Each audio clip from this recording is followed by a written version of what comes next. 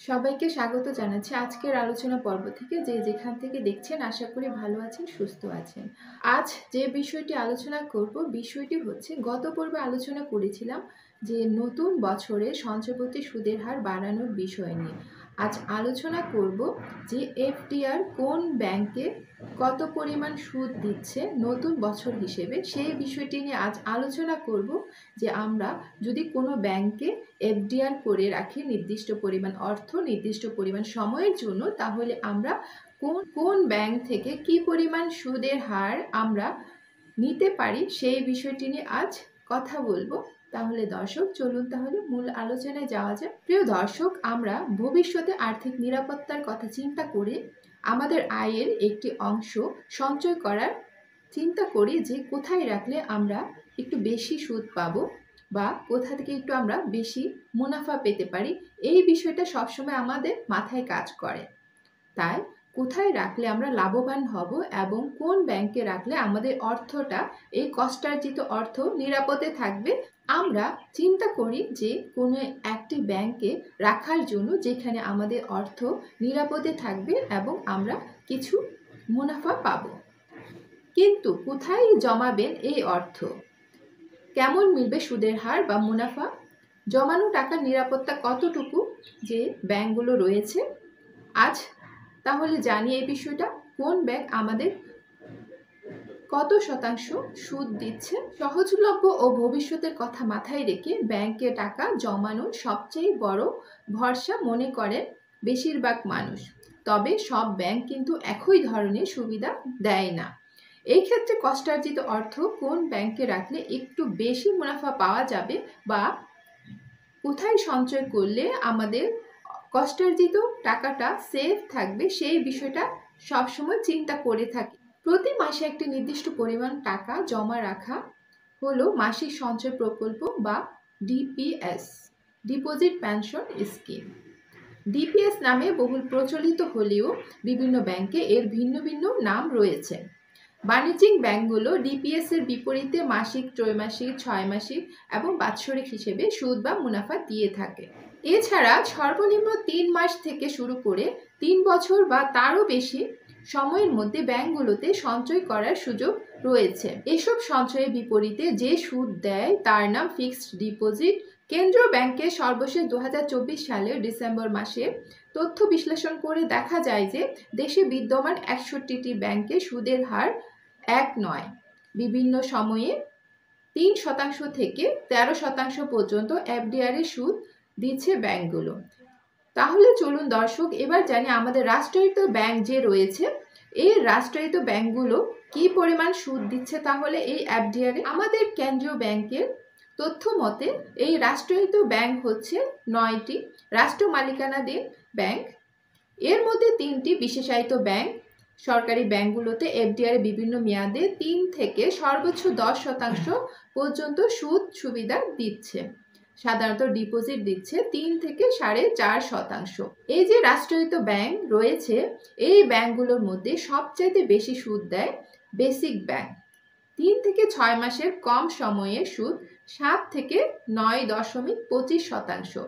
6 থেকে 1 বছরের কম সময়ের জন্য 7.25% থেকে 10% পর্যন্ত এবং 1 বছর থেকে 3 বছর পর্যন্ত মেয়াদে যদি আপনি এফডিআর করে থাকেন তাহলে আপনার সুদের পরিমাণ দাঁড়াবে 7 থেকে 9.50% পর্যন্ত। 3 বছরের বেশি মেয়াদে বেসিক ব্যাংক যে সুবিধা দিচ্ছে সেটি হচ্ছে 10.67%।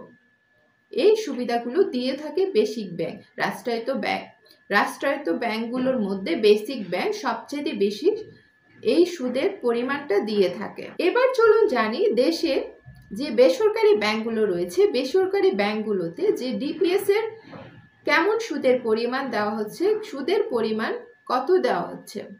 বেসরকারি ব্যাংকগুলো সাধারণত সঞ্চয় 2 থেকে 8% সুদ দিচ্ছে আর মেয়াদি আমানতের দিচ্ছে 4 থেকে 11%। তবে কিছু ব্যাংক মেয়াদি আমানতের সর্বোচ্চ সুদ দিচ্ছে 12 থেকে 13% পর্যন্ত। এদিকে এগিয়ে আছে মিডল্যান্ড ব্যাংক, মেঘনা Bank, Padma Bank Union Madhumati Bank, NRB Bank, NRB Commercial Bank, Citizen ও গ্লোবাল ইসলামী। এই ব্যাংকগুলো কিন্তু বেশি সুদ দিচ্ছে।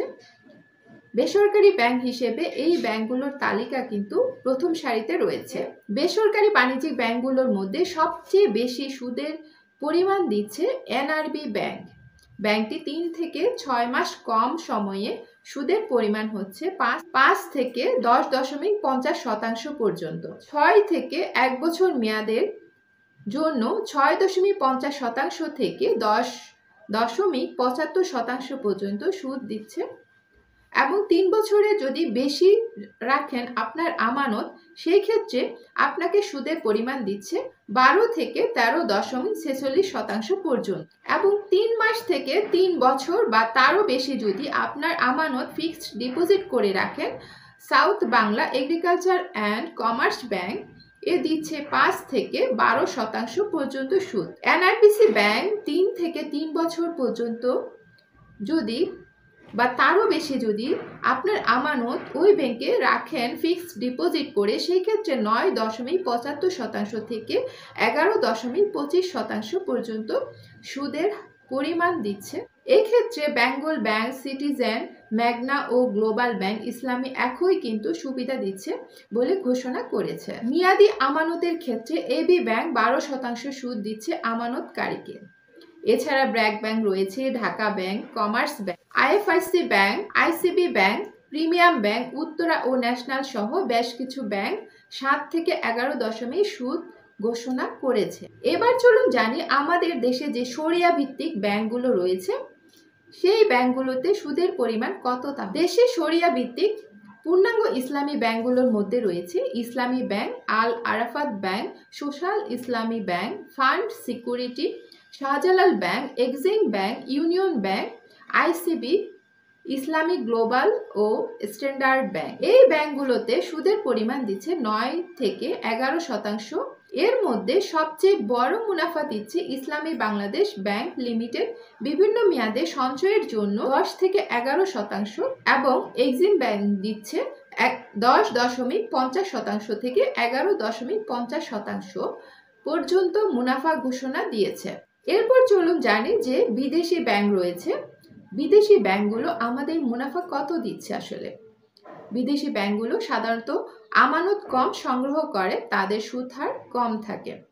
এই খাতে বেশিরভাগ ব্যাংকের মেয়াদি আমানতের 4 থেকে 9% সুদ দিয়ে থাকে। এই ক্ষেত্রে বিদেশি ব্যাংকের মধ্যে 3 বছর থেকে তার বেশি সময়ের যদি আপনার আমানত রাখেন বা সেই ক্ষেত্রে আপনি পাবেন 11.5% উপরে সুদ পাবেন কমার্শিয়াল ব্যাংক অফ সিলন। এছাড়া ন্যাশনাল ব্যাংক অফ পাকিস্তান রয়েছে, এই ব্যাংকে 6 থেকে 9% সুদ দিচ্ছে। হাবিব ব্যাংক রয়েছে, হাবিব ব্যাংকে আপনাকে যদি নির্দিষ্ট পরিমাণ অর্থ আমানত হিসেবে রাখেন নির্দিষ্ট সময়ের জন্য, সেই ক্ষেত্রে 7 থেকে 11% সুদ দিচ্ছে।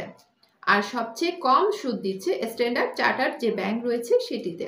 ব্যাংকটির আমানতের সুদ হার 2% মতো।